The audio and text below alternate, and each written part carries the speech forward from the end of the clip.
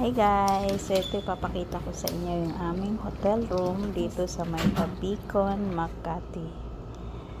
Ayan yung aming bed. Ito may lamesa dito. And may ref, may hugasan. Ito may lutuan guys, pwedeng magluto. May mga utensils sila, may lutuan, may mga plato. Ito yung bed. Ayan. Ito yung kanilang gas kit. May mga toothbrush dyan. So, maganda siya guys. Hindi siya ganong kalaki yan. Ano siya, studio type. So, pwedeng magluto dito. Pwedeng bumili ng mga lulutuin at magluto. Ito yung view sa labas. City view siya. Meron silang free water. Aalis kami at manananghalian kasi hindi pa kami nanghalian. Ginutom na kami.